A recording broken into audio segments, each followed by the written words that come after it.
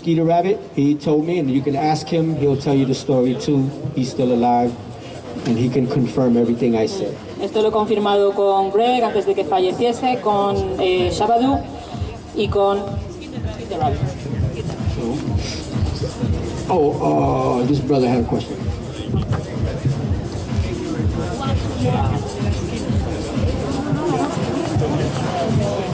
Quería preguntarte a Mr. Wiggles quiénes fueron sus influencias a la hora de empezar a escribir graffiti, cómo fue puliendo su estilo.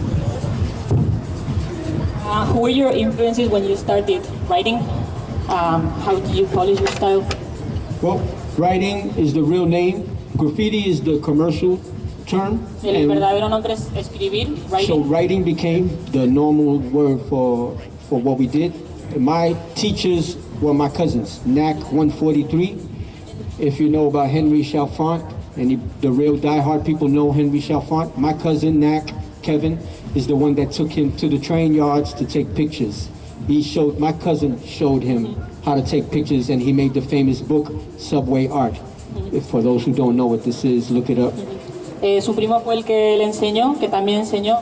My cousin is NAC 143, and the man is Henry Chalfant. Enseñó a Henry Chalfant, que le llevó a donde están aparcados los trenes, a hacer fotos de los trenes, y de ahí salió el libro. Subway Art. Subway Art.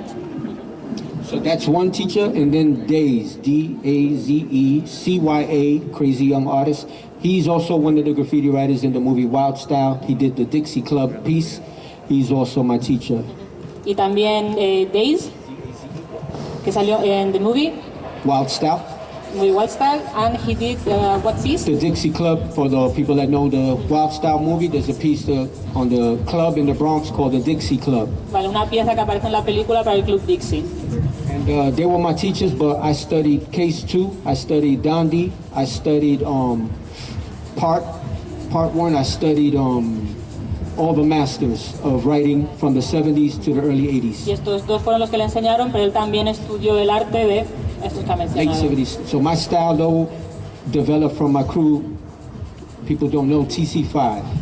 So before I was Rocksteady, I was in the already famous crew TC5, the Crazy 5, the Cool 5, or the Cool 500. Antes de estar en Rocksteady estuve en TC5, the Crazy 5, y también desarrollé mi estilo allí. And in this crew, each member was a student of a master.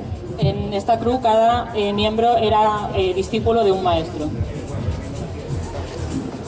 Good question, brother. Nobody's asking about writing. Thank you. Pero buena pregunta porque nadie me pregunta sobre esto.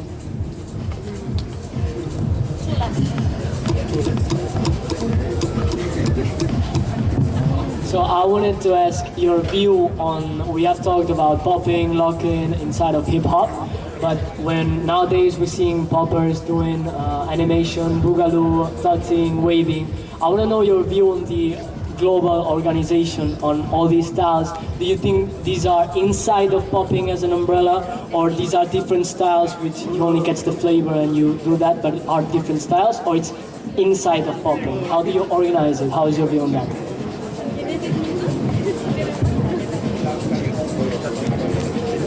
Sobre los diferentes estilos, ¿no? Sí, es una pregunta acerca de los diferentes subestilos que hay dentro del popping. So here's the problem. First and foremost, I can recognize all the styles under popping when they're popping. La cuestión es que se pueden reconocer todos los estilos dentro del popping cuando son popping. Because sometimes the battle, I'll look, Pero a veces en una batalla miro and it says popping. y pone popping. There's no meaning of what I'm judging. As a professional judge, I gotta judge popping. So I'm looking for the pop, and then whatever you put on top of that is up to you. Animation, waving, ticking, strutting, I don't care. As long as it has the elements of popping in it, I'm good. That's how I've always been. Even members of the EBs are cool with that. We never had a problem with that.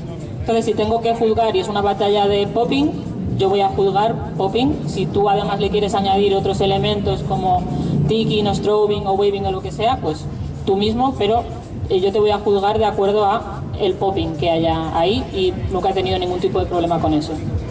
I still judge that way, but then you'll get dancers that don't pop at all, but they are awesome wavers. I'll give them a chance. It depends on what the opponent, how the exchange goes. It depends, you know.